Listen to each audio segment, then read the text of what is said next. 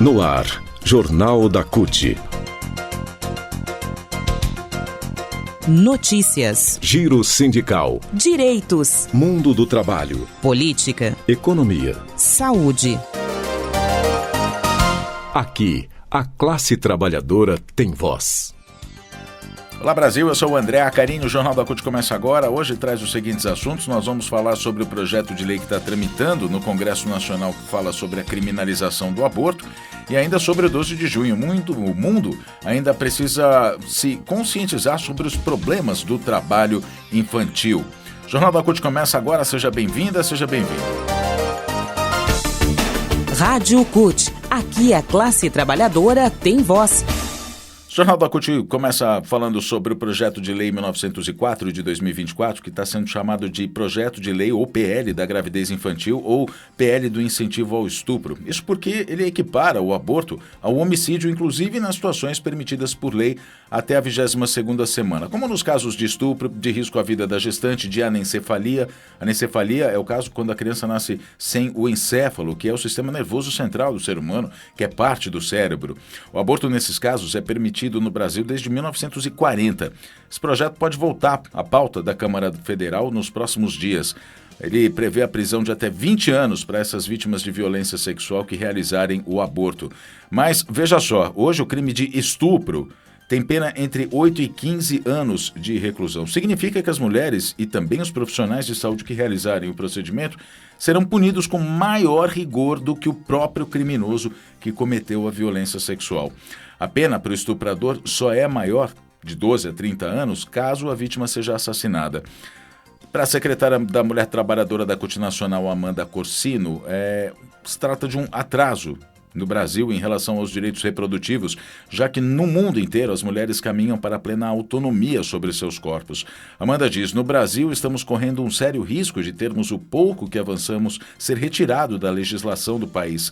O PL limita direitos garantidos há décadas. O que é mais sério, coloca em risco principalmente a vida das pessoas mais frágeis, vulneráveis.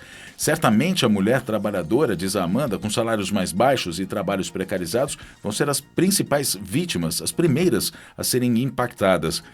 Em 10 anos, só para a gente poder contextualizar, em 10 anos, de 2013 a 2022, a média de nascidos vivos de meninas menores de 14 anos foi de 21.905 por ano, ou seja, a cada ano mais de 20 mil meninas deixaram a infância ou a adolescência para viverem a maternidade. A gente está falando de muitos casos em que houve abuso sexual, que a criança, a gente tem casos emblemáticos, inclusive uma menina de 11 anos que foi impedida, inclusive na época, ou houve uma tentativa de impedir que essa menina de 11 anos de idade fizesse o aborto.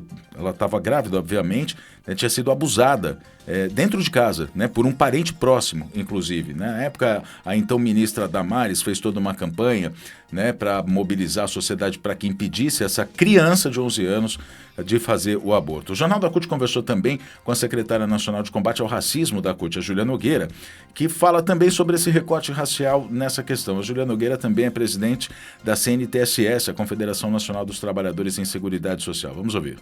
A gente se depara com uma questão que é crucial para a sociedade brasileira.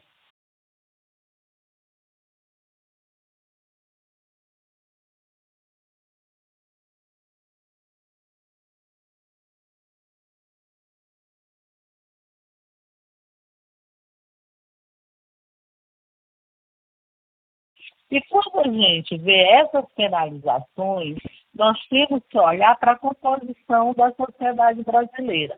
Quem são as pessoas mais afetadas com um projeto desse? A maioria das mulheres negras desse país, elas são quem compõe a maioria no encarceramento feminino, são a maioria na questão da precarização das relações de trabalho, mas também são maioria quando se trata na questão do estupro.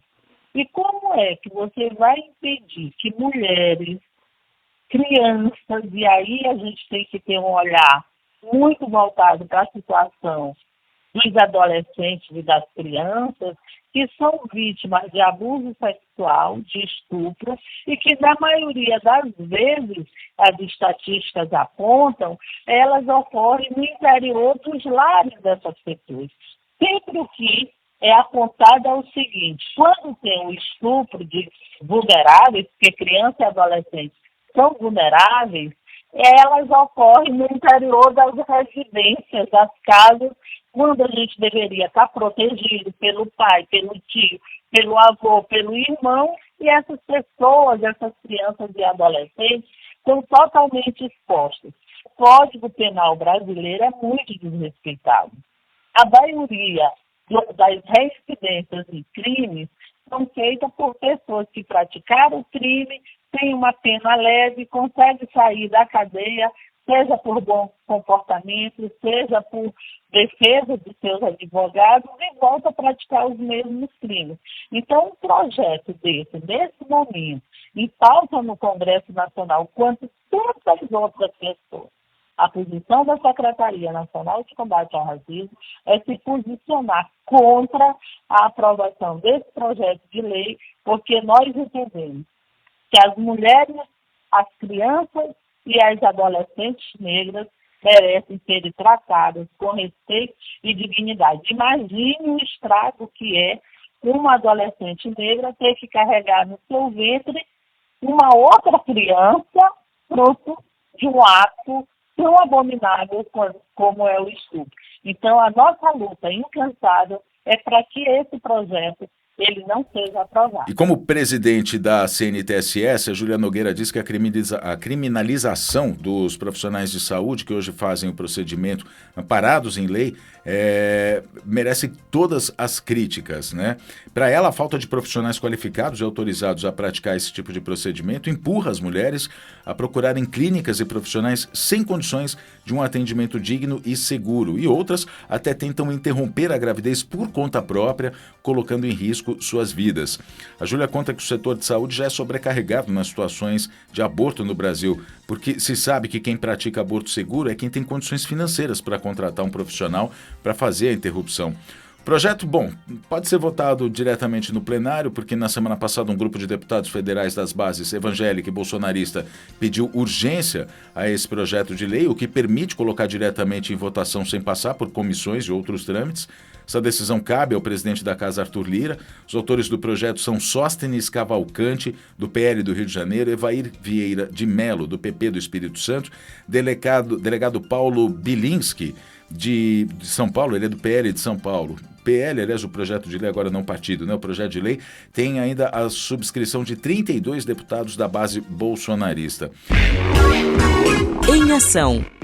O Jornal da CUT agora fala então sobre o 12 de junho, dia de luta contra o trabalho infantil. Essa data foi instituída pela Organização Internacional do Trabalho, OIT, em 2022, com o objetivo de erradicar o trabalho infantil no mundo. Pois é, quarta-feira, 12 de junho, não é só o dia dos namorados, né? É celebrado também essa data. A data que é dedicada a promover reflexões sobre os direitos fundamentais de todas as crianças e conscientizar a sociedade sobre os danos do trabalho infantil e a urgência de erradicar o trabalho infantil em todo o mundo.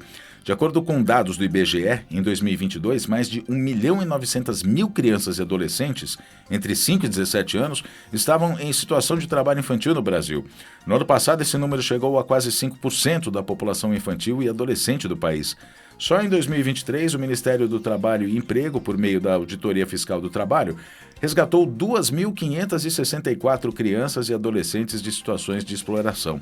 Para a secretária nacional de Políticas Sociais e Direitos Humanos da CUT, a Jandira Uehara, esse é um assunto que merece toda a atenção da sociedade por ser classificado como uma grave violação aos direitos humanos.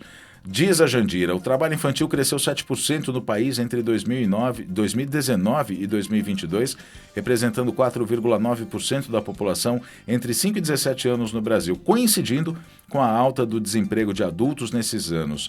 Isso significa que é preciso haver políticas de emprego decente para os adultos para que o trabalho infantil seja erradicado.